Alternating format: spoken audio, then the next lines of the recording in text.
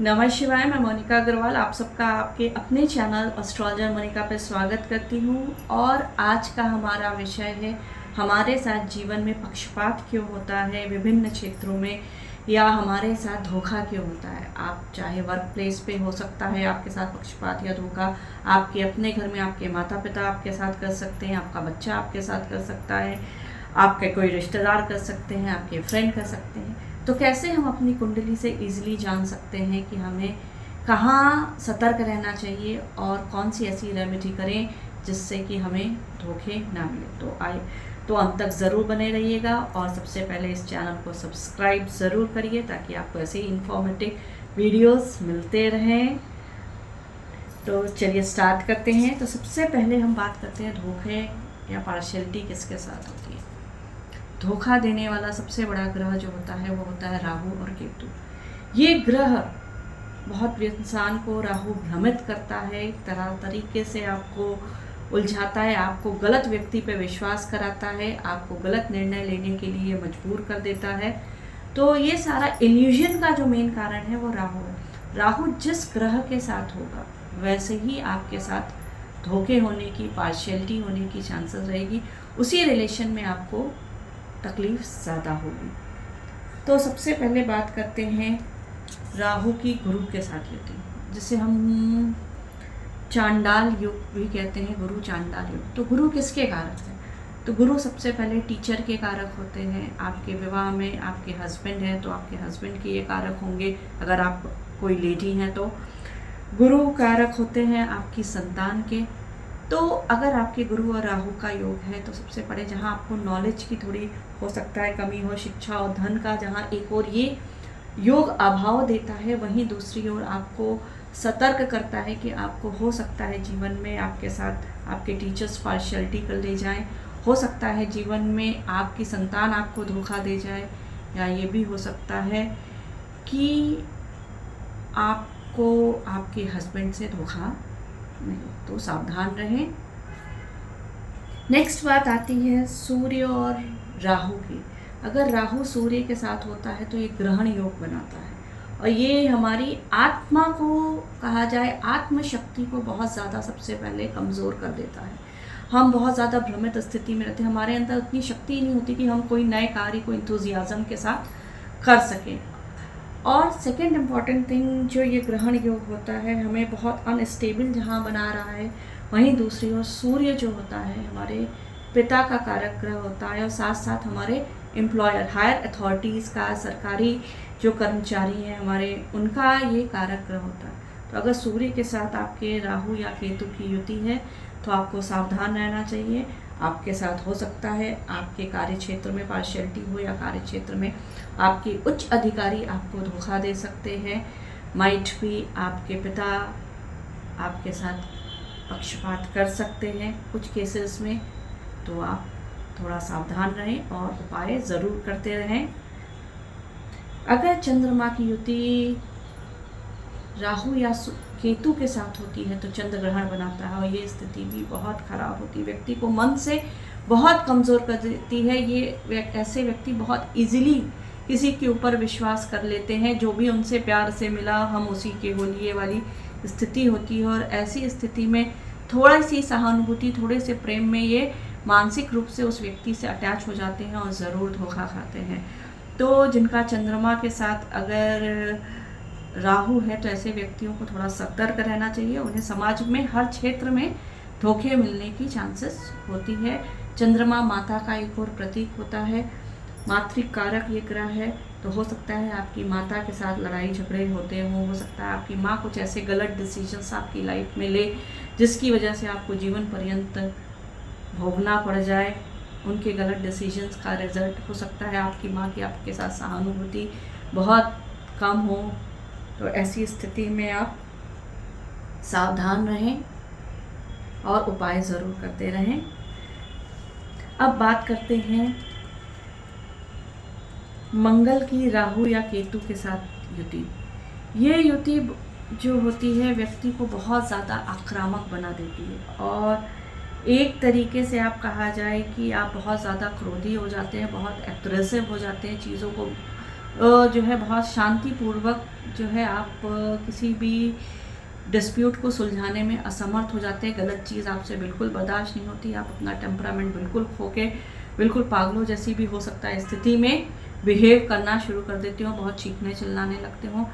ये योग जो होता है आपको एक और इंडिकेट ये भी करता है दूसरी ओर कि आपको जीवन में सतर्क रहना चाहिए। मंगल से रिलेटेड जो भी लोग हैं, माइट भी वो मज़दूर हो सकते हैं, काम करने वाले, आपके घर में जो भी मज़दूर आ रहे हैं या आपने कोई लेबर है आपके आसपास, आपने घर में कोई कार्य लगाया है, तो आपको थोड़ा सावधान रहना चाहिए। आपको धोखा हो सकता है, आपके साथ वो मिसबिहेव कर सकते हैं, आपको वो परेशान करने की कोशिश कर सकते हैं। मंगल आपके छोटे भाई बहनों का भी प्रतीक होता है और आपके रिश्तेदार, आपके पड़ोसी भी मंगल की कैटेगरी में आते हैं। तो इन सब से आपको धोखा मिल सकता है। ये सब आपकी निंदा कर सकते हैं, ये सब आपके साथ जो है बैक स्टैबिंग कर सकते हैं। आपको थोड़ा सा सावधान होकर जीवन बिताना चाहिए। इनके साथ थोड़ा संभल कर आप व्यवहार करें, सदा हुआ करें और सबसे बड़ी बात है कि मंगल के उपाय आप करते रहें। विष योग की स्थिति होती है जब शनि राहु एक साथ होते हैं, बहुत खराब स्थिति होती है। व्यक्ति बहुत भ्रमित होता है, बहुत नाचता है जीवन में, बहुत ज़्यादा उसको फाइनेंशियल क्राइसिस आती है, इश्यूज उसके संतान से रिलेटेड हो सकती है, उसके फैमिली रिलेटेड हो सकती है, वो संघर्ष उसके जीवन में बहुत ज़्यादा होता है, कोई चीज़ बहुत ईजीली उसको नहीं मिलती है। ये स्थिति जब होती है ये इंडिकेट कर रही है कि आपको शनि के उपाय करते रहने चाहिए। हनुमान चालीसा का पाठ आप ज़रूर करते रहें पूरे जीवन पर्यंत। शनि जो होता है वो आपके अंडर में जो भी लोग काम कर रहे हैं, आपके एम्प्लॉयज़, आपके नौकर चाकर, उनका भी ये प्रतीक होता है। और कभी कभी कुछ एस्ट्रोलॉजर इसे पुत्र का भी प्रतीक, संतान का भी प्रतीक मानते हैं, क्योंकि शनि देव हैं वो सूर्य के पुत्र हैं। तो ऐसी स्थिति में आपको इन लोगों से सावधान रहना चाहिए। अपने एम्प्लॉयज़ पे बहुत ज़्यादा ब्लाइंड फेथ नहीं करना चाहिए। आपको इनके ऊपर एक निगाह रखनी चाहिए, आपके लिए ज़्यादा शुभ होगा। अब बात करते हैं बुध और राहु की युति को। ये युति को हम जड़त्व योग कहते हैं। ये युति जो होती है व्यक्ति को बहुत ज़्यादा भ्रमित करती है, उसकी बुद्धि को एक भ्रम की स्थिति में लेकर के आती है। मन उसको एजुकेशन में उस व्यक्ति की बहुत ज़्यादा प्रॉब्लम आती है।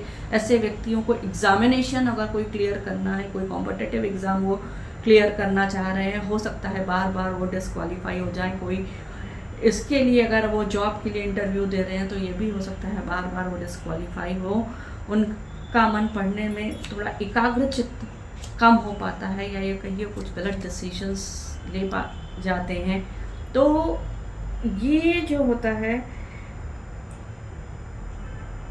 एक और जिस टाइप के बुरे इफेक्ट देता है, वहीं दूसरी ओर आपको चालाक भी बहुत बनाता है।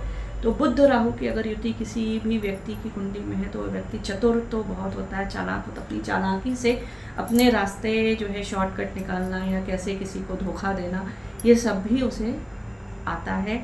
और वो अपना मतलब सिद्ध करने में बुध राहु की युति वाले बड़े एक्सपर्टीज़ होते हैं। तो ऐसे लोगों से बच के भी रहना चाहिए। और अगर आपकी कुंडली में ऐसा है तो थोड़े अपने कर्मों को सुधार लेना चाहिए। आपको अगर बुध राहु की युति आपकी कुंडली में है तो आपको जो है आपकी मौसी, आपकी जो मामी है, बुआ हैं, इन सब से थोड़ी सी सावधानी रखनी चाहिए जब आप उनके साथ रिलेशनशिप मैनेज कर रहे हैं। तो माइट भी बहन भी हो सकती है आपकी बड़ी, आपको धोखे मिल सकते हैं, या हो सकता है आप उनको धोखे देने की कोशिश करें। तो ओवरऑल इसमें रिलेशनशिप आपके उनके साथ ख़राब होने की पूरी चांसेस होती है। बुध के उपाय करते रहें, अदरवाइज बहुत सारी आपको इश्यूज जीवन में आएंगे। आपको कन्या पूजन हर नवरात्रि में अवश्य करना चाहिए। और गर्ल्स ऑर्फनेज में आपको भोजन और कपड़ों का दान करते रहना चाहिए। अगर आपके जीवन में आप ऑब्ज़र्व कर रहे हैं कि आप कॉम्पिटिटिव एग्ज़ाम्स नहीं क्लियर कर पा रहे हैं, बहुत प्रॉब्लम से, तो जहां आप एक और कन्या पूजन करेंगे वहीं और प्रतिदिन आप गणेश भगवान का पूजन स्टार्ट करें, गणपति अथर्वशीर्ष का पाठ करें और उन्हें दूर्वा चढ़ाना शुरू करें, आपको ज़रूर फ़ायदा होगा। नेक्स्ट इम्पॉर्टेंट जो योग होता है वो होता है शुक्र का राहु के साथ। शुक्र राहु एक साथ जब भी होते हैं आपको प्रेम में धोखा ज़रूर दिलाते हैं।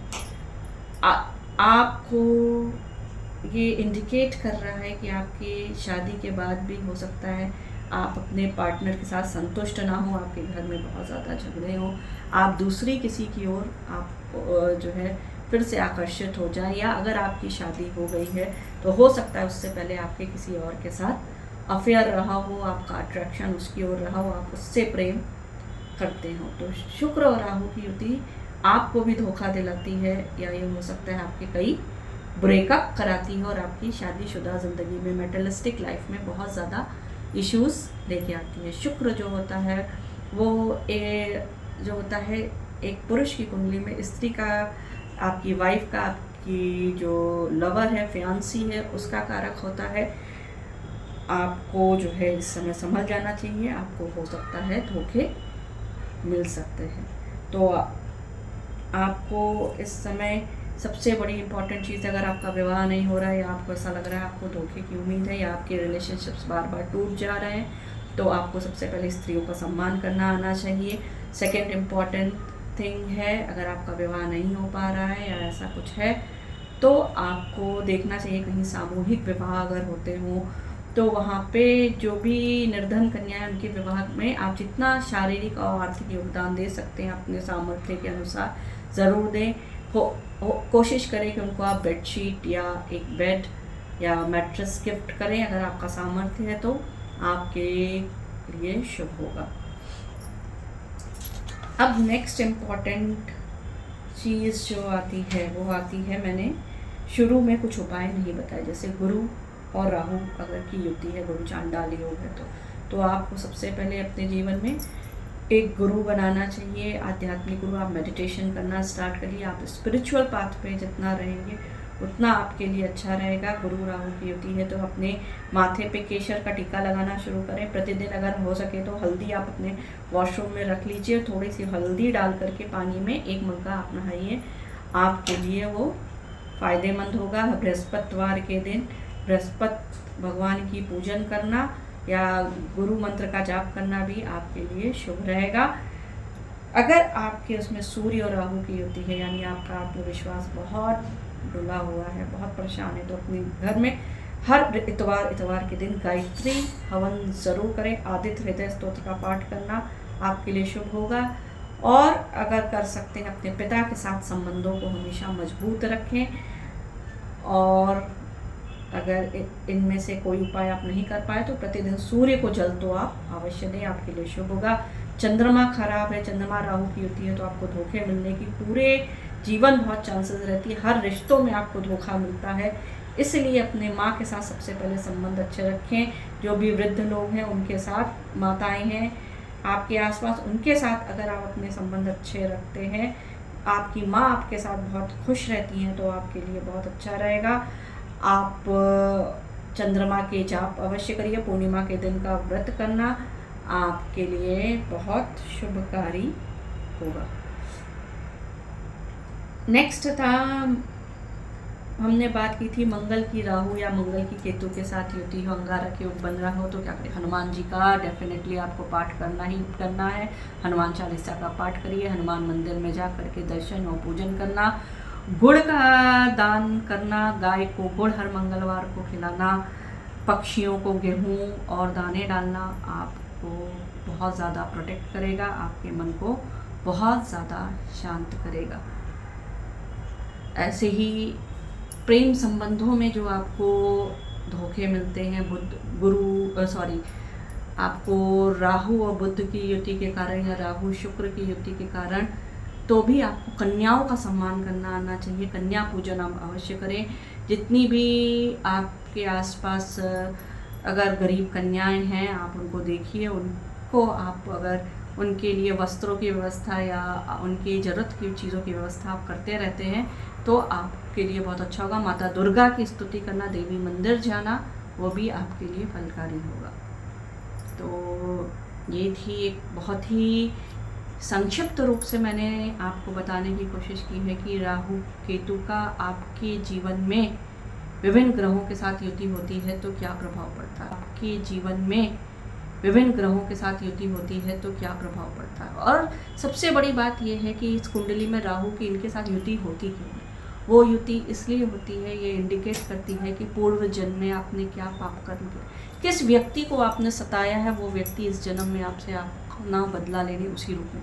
अगर आपने उसको धोखा दिया होगा तो इस जन्म में वो व्यक्ति आपसे को धोखा देने आएगा। अगर आपने उसको त्रास दिया होगा मेंटली, तो वही व्यक्ति आपको मेंटली त्रास देने इस समय आएगा, आपको मानसिक रूप से त्रस्त करेगा, परेशान करेगा, अपना बदला निकालेगा। तो राहु और केतु यही बताते हैं, जिस ग्रह के साथ उनकी युति होती है वो यही बताने की कोशिश करते हैं कि इस व्यक्ति के साथ आपने किसी जन्म में बहुत बुरा किया है, आपका यही पाप कर्म है। तो इस जन्म में आपको ये बहुत संभल के रखना है। उस रिश्ते से रिलेटेड व्यक्ति को जो भी है, जिस ग्रह का कारक व्यक्ति जो है, उसके साथ अपने रिश्तों को आप अपनी तरफ से उसको धोखा ना दें, आप अपनी तरफ से उसको अपशब्द ना कहें, आप अपनी तरफ से उसके साथ मिसबिहेव ना करें, लेकिन सतर्क रहें और उपाय करते रहें। मनी मन उस रिश्तों से आप क्षमा प्रार्थना करते रहें, वही सबसे बड़ा उपाय है। तो आशा करती हूँ आपको ये वीडियो ज़रूर पसंद आया होगा। इसे अपने लोगों के साथ ज़्यादा से ज़्यादा शेयर करिए ताकि लोगों में जो राहु केतु का एक डर बैठा हुआ है उससे वो निकले और अपने कर्मों को सुधार करके अपने जीवन को सही दिशा में लाने का वो प्रयत्न कर सके। आपकी कोई भी प्रॉब्लम है, आपको कुछ भी डाउट है तो आप कमेंट में ज़रूर लिखिएगा, और वीडियो पसंद आया हो तो भी अपने प्यारे कमेंट्स ज़रूर दीजिएगा। मिलते हैं फिर एक नए वीडियो में। नमः शिवाय।